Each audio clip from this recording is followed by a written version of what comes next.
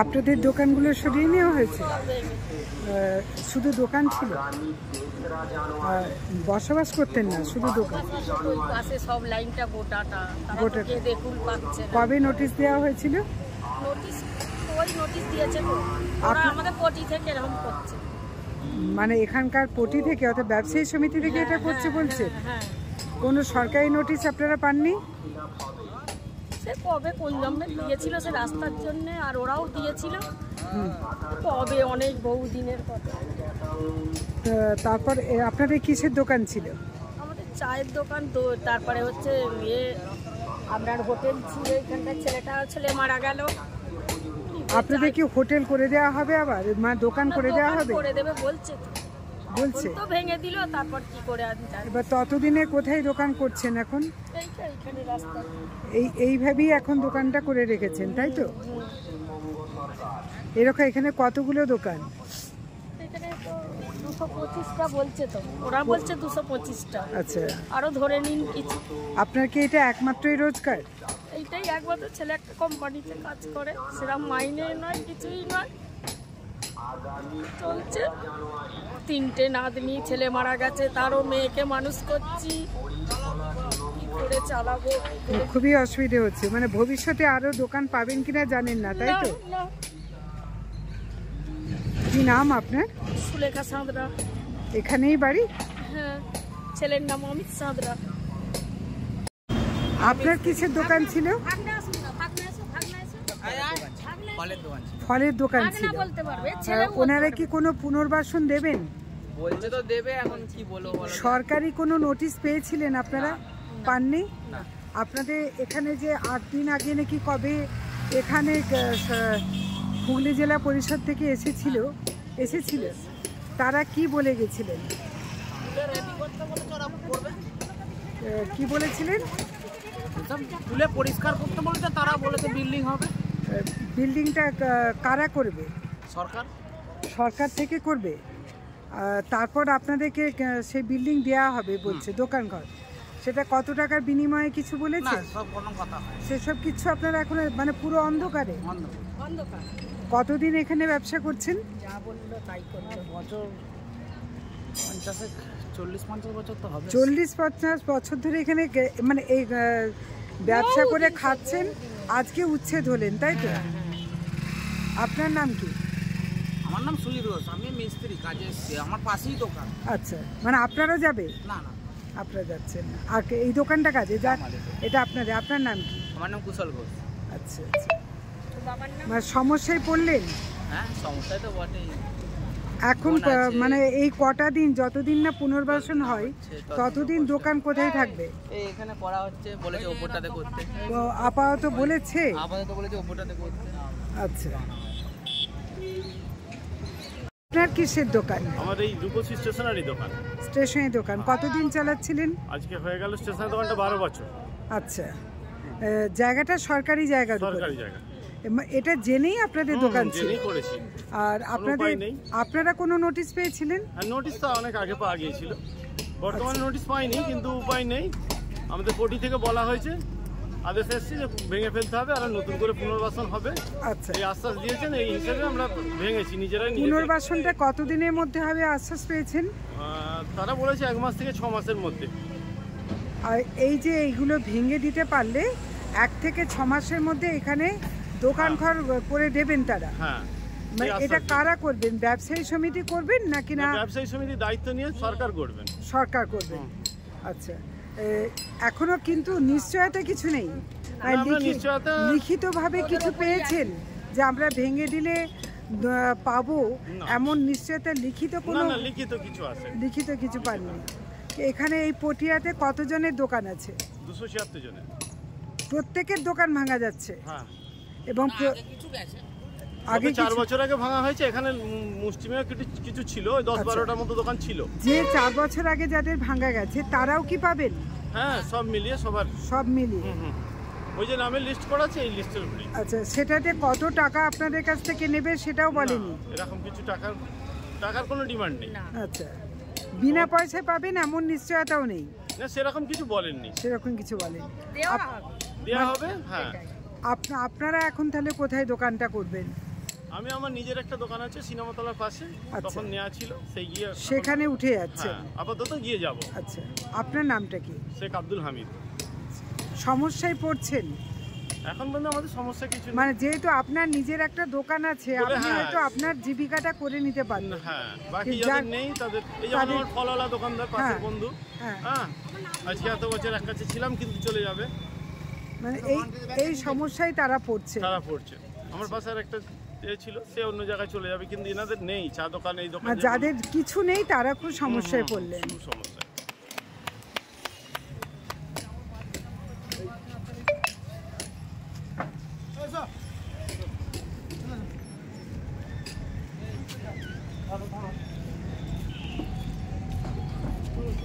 আমার চাপা দরকার নেই।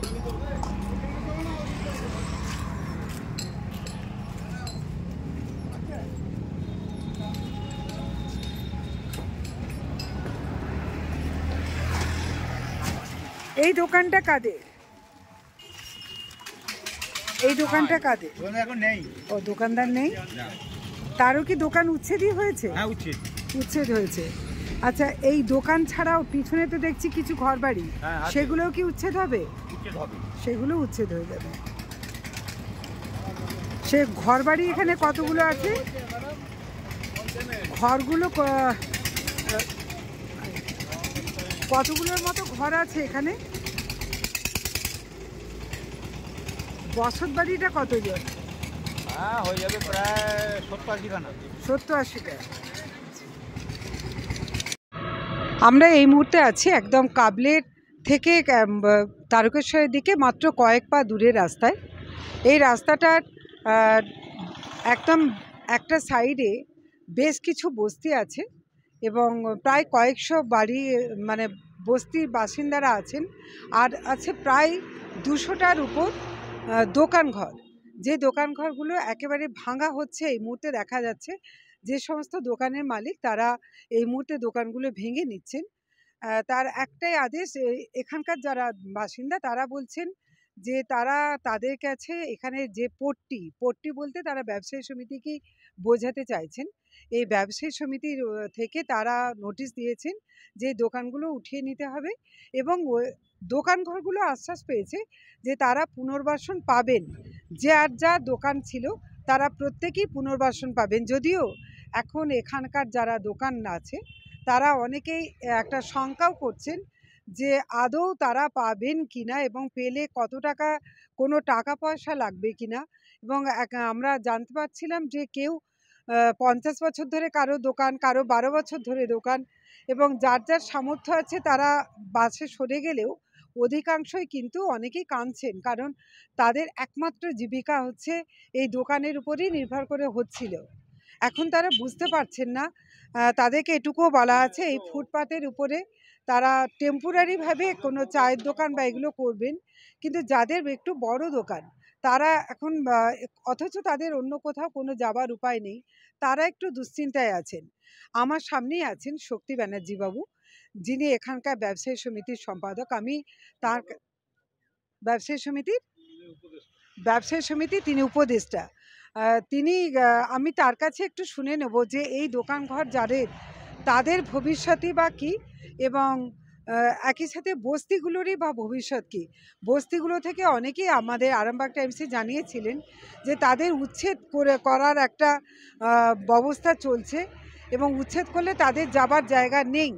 এই জায়গায় দাঁড়িয়ে শক্তিবাবুরা কি ভাবছেন আমরা সেটাও আপনাদেরকে শোনাবো। নমস্কার শক্তিবাবু, যদি একটু বলেন যে বস্তিগুলোরই বা ভবিষ্যৎ কী এবং এই দোকানগুলোরই বা ভবিষ্যৎ কী? না, আপনি যেটা বললেন এটা হচ্ছে আমাদের এই যে রাস্তাটা, যেটা ন্যাশনাল হাইওয়ে নাম্বার 2, এই রাস্তাটা যেটা বর্তমানে চালু হয়েছে, এটা 2019 সালে যখন এটা পরিকল্পনা নিয়ে এটা রাস্তাটা স্যাংশন হয়, তখন এই রাস্তার ওপরেই আমাদের দোকানঘরগুলো এবং কয়েকজন বস্তির বাসিন্দা এখানে বসবাস করছিল। সেই সময় পিডব্লিউডি থেকে নোটিশ দিয়ে, সরকারিভাবে নোটিশ দিয়ে সবাইকে উৎখাত করার জন্য নোটিশ এসডি অফিস থেকে পিডব্লিউডির মারফত প্রদান করা হয় এবং অবিলম্বে 15 দিনের মধ্যে জায়গা পরিষ্কার করে দিয়ে রাস্তা করার জন্য সহযোগিতা করার জন্য আমাদের বলা হয়। এইভাবে ঠিক যেভাবে সোদপুর অঞ্চল এখনও রাস্তাটা হয়নি এবং মুতোডাঙ্গা মায়াপুর থেকে জয়রামপুর পর্যন্ত যে রাস্তাটা অবজেকশন হয়ে আটকে রয়েছে সিঙ্গেল রোড হয়ে, সেটা না হয়ে আমরা রাস্তার উপর যারা দোকানদার ছিল সেই দোকানদারদের সহযোগিতা নিয়ে আমরা এসডিও অফিসে যোগাযোগ করে এসডিও সাহেবের সাথে কথাবার্তা বলে আমরা সহযোগিতা করেছিলাম যে ঠিক আছে আপনার নোটিশ পেয়ে যাতে রাস্তা হয় তা আমরা সহযোগিতা করে আমরা রাস্তাগুলোকে ওখান থেকে সরিয়ে নিয়েছিলাম। পরবর্তীকালে 2019 সালে আমরা মাননীয় মুখ্যমন্ত্রীর কাছে 267 জন যারা দোকানদার নোটিশ পেয়েছিলাম এবং 15 জন বস্তি বাসিন্দা যারা নোটিশ পেয়েছিলাম, সকলে মিলে আমরা যৌথ পিটিশন করে মাননীয় মুখ্যমন্ত্রীর কাছে আমরা আবেদন জানিয়েছিলাম যে আমাদের পুনর্বাসন দেওয়ার জন্য। মুখ্যমন্ত্রী খুব মনোযোগ সহকারে আমাদের কথা শুনেছিলেন এবং উনি 15/9/2019 তারিখে আমাদের দাবি মেনে নিয়ে আমাদের পুনর্বাসনের ব্যবস্থার জন্য হুগলির ডিএমকে উনি নির্দেশ দিয়েছিলেন। হুগলির ডিএম তৎকালীন ডিএম মিস্টার রাও ছিলেন। উনি সঙ্গে সঙ্গে আরামবাগ এসডিও অফিসে এসডিওর সাথে যোগাযোগ করে আমাদের ইনকোয়ারি এবং লিস্ট এবং পুনর্বাসনের জন্য ব্যবস্থা গ্রহণের জন্য চেষ্টা চালিয়ে যাচ্ছেন। পরবর্তীকালে আমরা জানতে পারি যে এই জায়গাটা যে জায়গাটা থেকে আমাদের পিডব্লিউডি থেকে উৎখাত করা হয়েছিল, সেই উৎখাতের জায়গাটা পিডব্লিউডির আদৌ নয়। এই জায়গাটা ছিল খাস জায়গা এবং ডিএমের অধীন। তো ডিএমকে আমরা বলি যে আপনারা যে এই জায়গাটা যেহেতু খাস জায়গা, পিডব্লিউডির অবৈধভাবে আমাদের নোটিশ দিয়ে এখান থেকে উৎখাত করেছে, আমাদের এখানে পুনর্বাসনের জন্য আমরা দাবি রাখি। ডিএম তৎক্ষণাৎ WBHDCL পূর্ত দপ্তরের সাথে মিটিং করে আমাদের সাথে রেজুলেশন করায় যে আমাদের পুনর্বাসন দেওয়া হবে 267 জন লোককে এবং 15 জন, তার সাথে 15 জন বস্তিবাসী এবং একটা ক্লাব ঘর রয়েছে, তাদেরও পুনর্বাসন দেওয়ার জন্য সিদ্ধান্ত নেওয়া হয় এবং জেলা পরিষদের মিটিং হয় এবং তার জন্য প্রজেক্ট স্থির হয়। পরবর্তীকালে আমরা সেটাকে জায়গাটাকে ডিএমের যেটা খাস জায়গা ছিল 1 নম্বর খতিয়ানে, সেই জায়গাটা ডিএম বিএলআরওকে আরামবাগ বিএলআরকে নির্দেশ দেন যে এটা চিহ্নিতকরণ করে এটা ডিপার্টমেন্টাল ট্রান্সফার জেলা পরিষদের নামে ট্রান্সফার করতে। যে জায়গাটার ওপর আমাদের 2 একর 1 শতক জায়গা আছে, এই 2 একর 1 শতক জায়গার উপর আমাদের 267 জন ব্যবসাদারদের এটা পুনর্বাসনের জন্য প্রকল্প তৈরি করার জন্য সিদ্ধান্ত গ্রহণ হয় এবং 15 জন যারা বস্তিবাসী আছে এবং ক্লাব আছে তাদের অন্যত্র মৌজার মধ্যে যেখানে খাস জায়গা আছে এখনও, তাদের 2 শতক করে তাদের পাট্টা দেওয়ার বন্দোবস্ত করার জন্য আমরা অনুরোধ করেছি এবং এটা এসডিও মহাশয় এবং আগামী দিনে যে এসডিও ম্যাডাম ছিলেন ওনারাও সেটা রাজি হয়েছেন এবং সেটার পুনর্বাসনের জন্য ওদের ব্যবস্থা করার জন্য তৈরি হচ্ছে। এমতো অবস্থায় নিরাপদ স্থানে তাদের 2 শতক করে সরকারি জমি তাদের পাট্টা দেওয়ার জন্য আমরা অনুরোধ জানিয়েছি। এটা তো খুবই ভালো প্রস্তাব আছে। এই প্রস্তাবটা ভালো, প্রস্তাবটা জনগণের সামনে শুধু মাননীয় মুখ্যমন্ত্রীর প্রেরণায় এটা হচ্ছে একমাত্র। এতখানি রাস্তার মধ্যে শুধু কাবলেপটি করতে পেরেছে এবং মুখ্যমন্ত্রীর সিদ্ধান্ত অনুযায়ী হচ্ছে। এটা দীর্ঘ 5 বছর ধরে এই লড়াই চলছে। প্রথমে জায়গার পাওয়ার সমস্যা ছিল, পরে সেই জায়গাটা স্থানান্তর হয়েছে। ডিএম খাস জায়গাটা জেলা পরিষদের হাতে ডিপার্টমেন্টালভাবে ট্রান্সফার করেছে। জেলা পরিষদ রেজুলেশন করে এখানে ব্যবসায়ী সমিতি মার্কেট কমপ্লেক্স করবার জন্য সিদ্ধান্ত গ্রহণ করেছে এবং সমস্ত টাকাটাই দেবে আমাদের পিডব্লিউডি ডিপার্টমেন্ট, মন্ত্রী পুলক রায় এবং গ্রাম উন্নয়ন পঞ্চায়েত গ্রাম উন্নয়ন দপ্তর বেচা মান্নার দপ্তর থেকে এই টাকাটা বেয়ার করা হবে। মিনিমাম যেটা ডিএম ম্যাডাম যেটা আমাদের প্রজেক্ট করেছেন প্রায় 5,92,00,000 টাকা, এই জন্যে এটা স্যাংশনের জন্য উনি আবেদন রেখেছেন। এটা খুব শীঘ্রই আমাদের আশা যে হয়তো 1 সপ্তাহ বা 2 সপ্তাহের মধ্যে এটা আমাদের স্যাংশন হয়ে যেতে পারবে যদি আমরা এই জায়গাটাকে খালি ভ্যাকেন্ট করতে পারি এবং আমরা ব্যবসাদাররা স্বেচ্ছায় ঘরবাড়ি সমস্ত কিছু ভেঙে দিয়ে আমরা জায়গাটাকে ভ্যাকেন্ট করে দিয়েছি। কিন্তু সমস্যায় যেটা পড়েছি, নতুন করে একটা ক্লাব আর 15টা বস্তি আছে। এই 15টা বস্তিকে এবং একটা ক্লাবকে যদি এখান থেকে একটু দূরবর্তী স্থানে যদি আমাদের পাট্টা সরকারি যেটা খাস ল্যান্ড আরও আছে এবং সেটা বাস্তুতপি চিহ্নিতকরণ করা আছে, তা থেকে যদি 2 শতক করে পাট্টা প্রদান করা হয়, তাহলে আমাদের সমস্যার সমাধানটা খুব ভালোভাবে হয়ে যাবে। এটা তো একটা খুবই ভালো প্রস্তাব, কিন্তু হরিণখোলা 2 পঞ্চায়েতের আন্ডারে তো এটা, তাহলে পাট্টাটা তো তাদেরকে এগিয়ে আসতে হবে। পাট্টা আমরা ওদের প্রধানকে অ্যাপ্লাই করেছি, বিডিওকে, copy to BDO, copy to SDO, copy to DM, প্রত্যেকেই আমরা জানিয়েছি। তারা হরিণখোলা 2 পঞ্চায়েত কি করছে, কি হরিণখোলা বলছে? 2 পঞ্চায়েত তো এই কর্মকাণ্ডের সাথে যুক্ত আছে এবং এর যে উপপ্রধান আছে কৃপাময় সামন্ত এবং এখানকার যে স্থানীয় নেতৃত্ব আছে এবং রমেন্দ্র সিংহ রায় এবং বেচামান্না মহাশয় মন্ত্রী, প্রত্যেকেই এই ব্যাপারটা সম্বন্ধে ওয়াকিবল এবং যুক্ত আছে। ওনারাও চেষ্টা চালিয়ে যাচ্ছেন। আমরা প্রশাসনের কাছে অনুরোধ করছি খুব তাড়াতাড়ি যাতে এই 15টা বস্তির 2 শতক করে পাট্টা প্রদান করা হয়, তার জন্য আমি আপনার কাছে অনুরোধ করছি। আচ্ছা, আপনারা তো 15টা বস্তির ওদের পুনর্বাসনের ব্যবস্থা, এই যে দোকান যেগুলো, এই দোকানগুলো কি তাদেরকে কি ভবিষ্যতে টাকা দিয়েই আবার দোকান নিতে হবে? না, একদম নয়। এটাই ডিএমের সাথে আলোচনা হয়েছে। 267 জন দোকানদারই দোকান পাবে বিভিন্ন সাইজের এবং সেটা প্রজেক্ট হয়ে গেছে এবং স্ট্রাকচার মানে নকশা তৈরি হয়ে গেছে এবং এদের 1 পয়সাও লাগবে না। গোটাটাই গভর্নমেন্ট জায়গা দিচ্ছে এবং গভর্নমেন্ট তৈরি করে দেবে। এদের কোনো পয়সা কড়ি লাগবে না, সমস্তটাই গভর্নমেন্টের দিয়ে আমরা সুষ্ঠুভাবে খুব নিজে প্রচেষ্টায় যে যার ব্যবসা করতে পারবো। মানে একই সাথে এলাকার সৌন্দর্যায়নটাও হবে। সৌন্দর্য হবে, এলাকার মানে বিত্তশালী হবে এবং এলাকার উপার্জন ক্ষমতা বেরোবে এবং বেকার সমস্যার একটা বিরাট সমস্যা দূরীভূত হবে। এটা কি এটাও হতে পারে যে যাদের দোকান আছে তাদের বাইরেও আরো অনেক বেকারও সেই সুযোগটার আওতায় আসবে? হ্যাঁ, আমরা চেষ্টা করব। 267 জন দোকানদার দেওয়ার পরও যদি আমরা এটাকে ডিএম এর কাছে অনুরোধ করেছি, এটা গ্রাউন্ড ফ্লোরে 5টা ব্লকে 267খানা দোকান হবে। 267খানা দোকানের পাশেই যদি রাস্তার উপর ভ্যালুমেন্ট যদি এটা 2 তলা বা 3 তলা করা যায়, পরবর্তীকালে আমরা একটা বিরাট স্কোপ পাবো, যেটা আমরা বহিরাগত যে কোনো ব্যবসাদার বেকার সমস্যার সমাধানের জন্য, নিজ উপার্জনের জন্য যদি কোনো দোকানদার দোকান নিতে ইচ্ছুক থাকে, আমরা তাদেরকে আগ্রহভাবে তাদের দোকান আমরা দিতে রাজি থাকবো। এবার এটার সম্পূর্ণ দেখভাল যেটা, সেটা কি আপনারা করছেন তত্ত্বাবধান? না, এর মধ্যে যেটা আছে আমাদের কাবলেপটি ব্যবসায়ী কল্যাণ সমিতি করছে এবং আমার সেক্রেটারি প্রেসিডেন্ট দুজনে রয়েছেন এবং আরও আমাদের উপদেষ্টা আছেন ডাক্তার পাঁজা। এনারা সকলে থেকে এর দেখভাল করবেন। কথা যেটা হয়েছে, ডিএম কমিটি করে দেবেন, তাতে জেলা পরিষদের লোক থাকবে, আমাদের এসডিও লোক থাকবে এবং আমাদের পটি থেকে 3 জন থাকবে।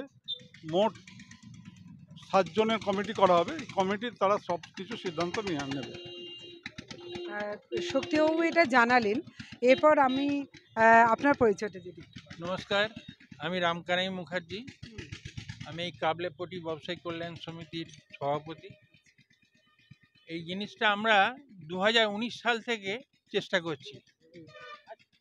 আমরা প্রথমে যাই সিএমের কাছে, মুখ্যমন্ত্রীর কাছে যেয়ে আমরা আমাদের আবেদন করি। তখন এইখানে নোটিশ আসার আগে, তারপর নোটিশ যেই দিল, দেওয়ার পর উনি আমাদের প্রথম অবস্থাতেই কি জানি না গো, আমাদের কি ভাগ্যচক্র, এক কথায় বললেন যে হ্যাঁ আমরা দেবো এবং সঙ্গে সঙ্গে পুনর্বাসন দেবো, 267 জনের পুনর্বাসন দেবো। সঙ্গে সঙ্গে উনি ফিরাজ হাকিমকে সঙ্গে সঙ্গে বললেন যে, ওনার ডাক নাম ববি হাকিম, ববি আমি এটা পাঠাচ্ছি, তুমি যত তাড়াতাড়ি হয় ব্যবস্থা করবে। তাই ববি হাকিম সঙ্গে সঙ্গে আমাদের নেয়া চিঠিটাকে নিয়ে সঙ্গে সঙ্গে ডিএমকে থ্রো করলেন। তারপর ডিএমকে করার পর ডিএম বলেন যে আজকে না কালকেই আপনাকে এটা ব্যবস্থা করতে হবে। বলে কালকে সরস্বতী পুজো ছিল, বলছে সরস্বতী পুজো আছে আমরা কি করবো, বলছে ওসব সরস্বতী পুজো আমি জানি না, মানে কোনো ছুটি ছাড়া চলবে না, এখন এটা ইমিডিয়েট ব্যবস্থা করতে হবে। যাই হোক, এইভাবে আমরা পরের পর আগিয়ে আজকে মানে রাস্তা করতে আমরা সহযোগিতা করেছি। সমস্ত বিষয়ে ওনারা WBDCL এর কোনো কিচ্ছু ওনারা অসুবিধায় পড়েনি। তাই আমাদের কল্যাণ সমিতির নামে কিন্তু টাকাটা এখন পর্যন্ত অ্যালটমেন্ট করেন না। টাকাটা একটা 2,90,00,000 টাকা, 5,92,00,000 টাকা একটা প্রথমে অ্যালট করেছিলেন। তা সেই অ্যালটটা আবার ওনারা দেখছেন যে ওতে যদি নাও হয় একটু বাড়াবার ব্যবস্থা করবেন। তবে সর্বোপরি বেচামান্না আমাদের গ্রাম উন্নয়ন মন্ত্রী বেচামান্না আমাদিকে লাস্টের দিকে যে ধরনের সহযোগিতা করেছেন মানে ভাবা যায় না। মানে এমন হবে না তো যে এত আশ্বাসের পর দেখা গেল যে সব ভাঙা হয়ে গেল কিন্তু কাজের কাজ হলো না? না, এটা আমাদের লাস্টে এসেছিলেন আমাদের ডিস্ট্রিক্ট ইঞ্জিনিয়ার, তার সঙ্গে ওনার অ্যাসিস্ট্যান্ট ইঞ্জিনিয়ার ছিলেন, থেকে জিনিসগুলো সমস্ত ইনকোয়ারি করে গেছেন। এবার আমাদেরকে বলছেন যে জায়গাটাকে ভ্যাকেন্ট করে দিতে হবে। বিপিআর তৈরি হয়েছে, সমস্ত কিছু রেডি হয়ে গেছে। এখন আপনাদের শুধু একটাই সমস্যা হচ্ছে পিছনের বস্তি আর একটা ক্লাব। একটা ক্লাব আছে আর 15 জন বস্তি বাসিন্দা আছে, তাদের পাট্টার ব্যবস্থা।